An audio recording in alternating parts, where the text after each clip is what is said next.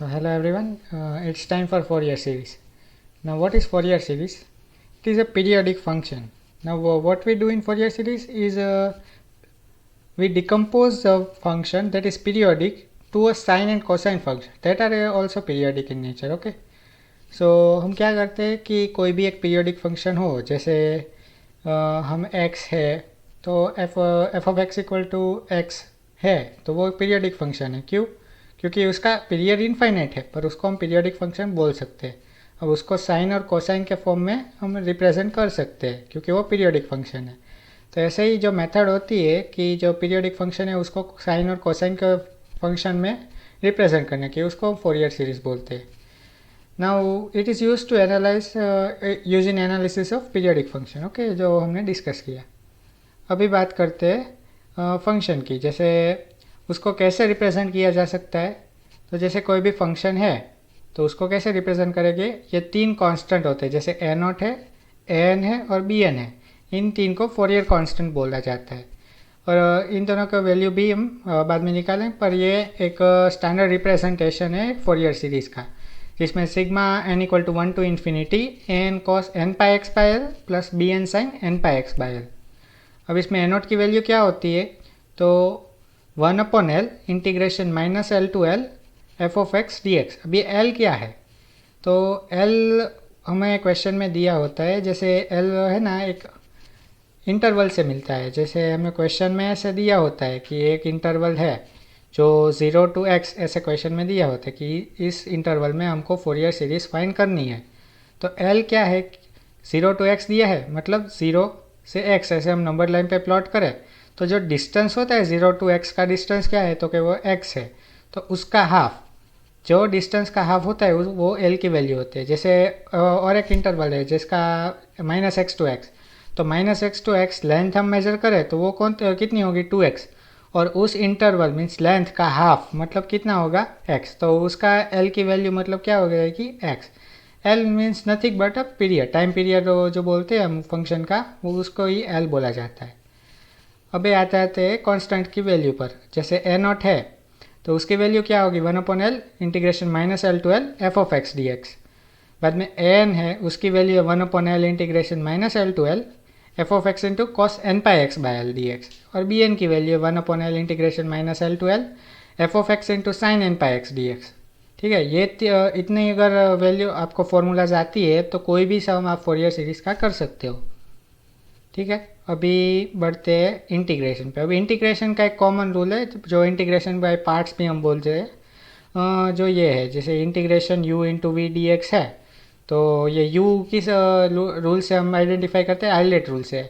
I for inverse, फिर a for arithmetic, t for trigonometric, e for exponential and so on. Okay, so u as it is, then integration of v. फिर alternate sign हम रखेंगे, जैसे इधर minus है तो इधर plus आएगा, फिर माइनस आएगा. जैसे इधर माइनस आया फिर यू डैश मतलब डेरिवेटिव ऑफ यू. तो पहले यू लिखा, बाद में उसका डेरिवेटिव, बाद में यू डैश का फिर से डेरिवेटिव मीन्स डबल डेरिवेटिव होगा. और वी है उसका और एक इंटीग्रेशन होता है. इधर जैसे इंटीग्रेशन वी है तो उसका डबल इंटीग्रेशन होगा, फिर ट्रिपल इंटीग्रेशन होगा और ऐसे. तो ये एक शॉर्टकट है जिससे आप याद रख सकते हो, जो इंटीग्रेशन बाय पार्ट्स है उसकी फॉर्मूला. अब चलते हैं फोरियर सीरीज़ के एक एग्जांपल पे. जैसे ये एक फंक्शन है जिसकी वैल्यू है x minus pi minus x by 2 whole square, और उसका इंटरवल दिया है हमें 0 टू 2 पाई. तो इसकी फोरियर सीरीज़ ऑब्टेन करनी है. फर्स्ट ऑफ ऑल हमें क्या डिसाइड करना है कि l की वैल्यू क्या होगी. अब l की वैल्यू हमेशा किस पे डिपेंड करती है, जैसे कि ये 0 टू 2 पाई दिया है तो उस पर हमें देखना पड़ेगा कि लेंथ क्या है इंटरवल की. तो अगर 0 से 2 पाई है तो इधर हमने देखा था कि अगर 0 से x है तो l की वैल्यू क्या होगी x बाई 2 होगी. तो इधर क्या है 0 टू 2 पाई, तो l की वैल्यू क्या होगी पाई. तो हमने इधर देख लिया l इक्वल टू पाई. अब कोई भी क्वेश्चन आए तो उसमें फोरियर सीरीज़ की फॉर्मूला लेकर मतलब फोरियर सीरीज़ लिखना ज़रूरी है, उसका मार्क्स भी गिना जाता है. ठीक है, तो कुछ भी ना लिखो, ये लिख दो तो भी आपको हाफ या 1 मार्क तो मिल ही जाएंगे. तो फोरियर सीरीज़ लिख ली, बाद में हम कॉन्स्टेंट्स की वैल्यू फाइंड करेंगे. अब ए नोट की फॉर्मूला है, उसमें एल की वैल्यू सब्सटीट्यूट कर दी और एफ ऑफ एक्स लिख लिया. अब तो बाकी तो जनरल इंटीग्रेशन ही है, और अगर इंटीग्रेशन आता है तो फोरियर सीरीज़ आता है, उसमें कुछ ज़्यादा है नहीं, क्योंकि 4 फॉर्मूला याद करने से पूरा सब कुछ हो जाएगा।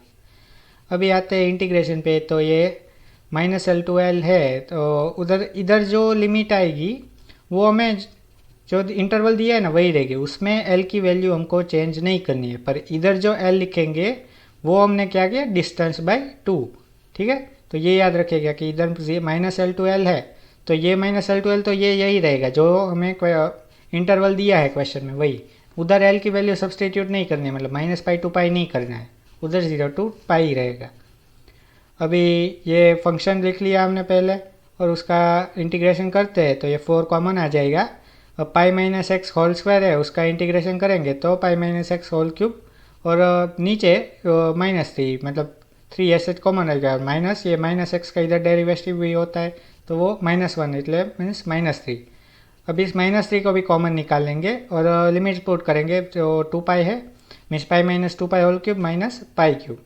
ओके, ना वो a0 की वैल्यू मिल गई जो है π²/6। वैसे ही an की वैल्यू फाइंड करेंगे, उसका ये फॉर्मूला है। इसमें भी ऐसा ही सेम है कि l की वैल्यू इधर रखनी है, ठीक है,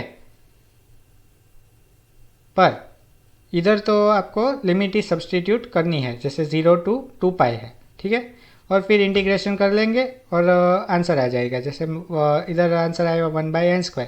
वैसे b0 की फॉर्मूला है, उस पर सबकी वैल्यू सब्सटीट्यूट कर लेंगे और आंसर आ जाएगा। उसका वैल्यू कई बार ऐसा भी हो सकता है कि 0 भी आंसर आ जाए, ठीक है, तो उसमें कोई वरी नहीं है। अब लास्ट में हमको फोरियर सीरीज़ लिखनी है, तो उसमें क्या था, फर्स्ट में a0/2, तो अभी a0 क्या मिला हमें, π²/6, मतलब π²/6/2 मीन्स π²/12, और plus sigma n = 1 to ∞ an cos nπx/l। अब nπx/l, अब l की वैल्यू तो पाई ही है, मीन्स ये cos nx हो जाएगा, और इधर an की वैल्यू है आई है 1/n², ये रही 1/n²। अभी ये एक क्वेश्चन था। अभी आता है इवन ऑड। अभी फोरियर सीरीज़ है, उसमें हमें फंक्शन अगर इवन और ऑड हो तो हमें थोड़ा सिंप्लीफिकेशन इजी हो जाता है। क्यों? क्योंकि देखिए अभी कोई भी अगर लिमिट ऐसे दी हो, जैसे -L to L है x की लिमिट, तो तभी ये शॉर्टकट अप्लाई हो सकता है, ठीक है। अभी जैसे फंक्शन इवन है, अब इवन फंक्शन मतलब क्या होता है कि f(x) = f(-x), मतलब माइनस आप बाहर निकालो तो ऐसा जो कोई फ़र्क नहीं पड़ता, मतलब f(-x) = f(x), मीन्स अगर माइनस है अंदर तो भी उसको बाहर निकाले तो भी माइनस मीन्स मल्टीप्लाई नहीं होता, उसको इवन फंक्शन बोलते हैं। और ऑड फंक्शन किसको बोलते हैं कि f(-x) = -f(x) हो तो उसको ऑड फंक्शन बोलेंगे। अब जब भी क्वेश्चन में अगर इवन फंक्शन दिया हो तो उसका मतलब क्या होगा कि हमें जो bn वाला जो टर्म होता है ना वो एलिमिनेट हो जाता है। अब क्यों एलिमिनेट हो जाता है, चलिए देखते हैं। जैसे कि ये bn की फॉर्मूला है 1/L integration -L to L f(x) और sin nπx/L dx। अब f(x) हमने देखा कि वो एक इवन फंक्शन है, और साइन के अंदर कोई भी एंगल लिखा हो वो हमेशा ऑड फंक्शन ही होता है, और कोई भी even function into odd function हमेशा ऑड फंक्शन होगा। और एक इंटीग्रेशन की फॉर्मूला है कि अगर किसी का इंटीग्रेशन है जो -L to L, मतलब -a to a, ऐसा कोई भी लिमिट हो, मतलब इधर माइनस हो और उसका इधर प्लस हो, और ऑड फंक्शन दिया हो तो उसकी वैल्यू हमेशा 0 ही आएगी। अभी कोई भी फंक्शन हो, जैसे इधर -1 to 1 है और इधर ऐसा फंक्शन दिया है तो उसकी वैल्यू, ऑड फंक्शन दिया है तो उसकी वैल्यू हमेशा 0 ही आएगी, इसलिए हम इधर bn को निगलेक्ट करते हैं। तो अगर ये देखा तो इवन फंक्शन है तो उसमें क्या होगा, f(x) की वैल्यू डायरेक्टली हम ऐसे लिख सकते हैं क्योंकि bn = तो 0 ही होने वाला है, ठीक है, तो ये एक शॉर्टकट हो गया। और अगर f(x) ऑड फंक्शन है तो अभी अगर ऑड फंक्शन आ गया तो ये देखिए ये a0 की फॉर्मूला है, ठीक है, ये -L to L f(x) dx। अगर इधर आप ऑड फंक्शन आ गया तो हमने अभी डिस्कस किया कि अगर -L to L हो और अंदर ऑड फंक्शन हो तो उसकी वैल्यू 0 आने वाली है, मतलब a0 की वैल्यू तो 0 हो जाएगी। वैसे ही सिमिलरली an की वैल्यू देखें तो उसमें भी -L to L है f(x) * cos x। अभी f(x) आपको पता है कि क्या है, ऑड फंक्शन है, और cos x होता है, cos का मतलब अंदर कोई भी थीटा होता है तो वो हमेशा एक इवन फंक्शन होता है। अगर दोनों का मल्टीप्लिकेशन आए ऑड इंटू इवन तो वो हमेशा ऑड ही रहेगा। ठीक है, तो अगर ए एन की वैल्यू देखें तो वो भी एक 0 ही होने वाली इधर। अभी वैसे ही तो अभी बचा क्या, बी एन। बी एन में क्या है, F of x odd function है और साइन भी ऑड फंक्शन है। अब odd function into odd function even function हो जाएगा, तो इसकी वैल्यू कभी भी 0 नहीं हो सकती, तो इसलिए हम बी एन की वैल्यू ही कंसिडर करते हैं। अब आ जाते हैं एक एग्जाम्पल पे। जैसे ये हमने लिया f of x equal to x square. अब एक्स स्क्वायर क्या है, उधर माइनस एक्स लिखे तो वो भी एक्स स्क्वायर ही होगा, मतलब ये एक इवन फंक्शन है और इंटरवल दिया है -π to π, तो हम शॉर्टकट लगा सकते हैं। ठीक है, तो एफ ऑफ एक्स की वैल्यू क्या होगी, a0/2 plus sigma a n cos n pi x by l. ठीक है, अभी a0 की वैल्यू फाइंड करेंगे, सिमिलरली ए एन की वैल्यू फाइंड करेंगे और सब्सटीट्यूट कर देंगे। ठीक है, तो अभी डिस्कस करते हैं एक ऑड वाला सम। जैसे f of x equal to x, interval तो यही रहेगा, उसमें क्या होगा, a0 और an की वैल्यू 0 हो जाएगी और तो सिर्फ bn की वैल्यू फाइंड करनी है। अगर bn की वैल्यू ऐसे ऐसे फाइंड कर देंगे और बाद में उसको डायरेक्टली सब्सटीट्यूट कर देंगे तो एफ ऑफ एक्स की वैल्यू मिल जाएगी, क्योंकि उधर तो सिर्फ bn की वैल्यू ही सब्सटीट्यूट करनी। अब एक होता है half range method. Half range method में क्या होता है कि कोई भी फंक्शन दिया हो जिसका लिमिट हमेशा 0 to l रहेगा। क्या रहेगा, 0 to l, वो चेंज नहीं होगा। कोई भी हाफ रेंज मेथड का क्वेश्चन हो उसमें f of x equal to a plus sigma n equal to 1 to infinity a n cos n pi x by l. पर इधर डिफरेंस कहाँ पे आता है, जब ए नोट की वैल्यू फाइंड करते हैं। ए नोट की वैल्यू में क्या होगा, 2/l इंटीग्रेशन 0 to l और F of x d x. अब ये लिमिट है ना, वो भी चेंज हो जाएगी, क्योंकि वो तो हमें क्वेश्चन में दी है 0 to l, और इधर l/2 हो जाएगा। हाफ रेंज मतलब क्या है कि जब पीरियड होता है उसका हाफ हो जाता है, मतलब l, और डिवाइड बाई 2 इधर हो जाएगा, मतलब l/2। ठीक है, वैसे ही ए एन की वैल्यू क्या होगी, 2/l इंटीग्रेशन 0 to l f of x into cos n pi x by l d x. अब ये याद रखना है कि जब भी कोसाइन सीरीज बोला हो ना, तब उसमें ए नोट और ए एन की वैल्यू ही फाइंड करनी होती है, उसमें बी एन की वैल्यू नहीं आती। वैसे ही सिमिलरली जब साइन सीरीज है उसमें क्या होता है कि उसमें सिर्फ बी एन की वैल्यू फाइंड करनी है। बी एन की वैल्यू क्या होगी, वैसे ही सेम कि पीरियड है जो एल, उसका हाफ हो जाएगा, मतलब 2 न्यूमरेटर में चला गया, और ये इंटरवल दिया है 0 to l f of x into sine n pi x d x. तो हमें याद क्या रखना है कि कोसाइन में हमेशा एफ ऑफ एक्स इंटू मतलब ए नोट और ए एन आएगा, और साइन में क्या आएगा, सिर्फ बी एन आएगा। तो ये याद रख लेंगे, तो हाफ रेंज मेथड से कोई भी हम सम कर सकते हैं इजीली। अभी एक ऐसा भी क्वेश्चन आता है कि जिसमें इंटरवल हमको स्प्लिट करके दिया।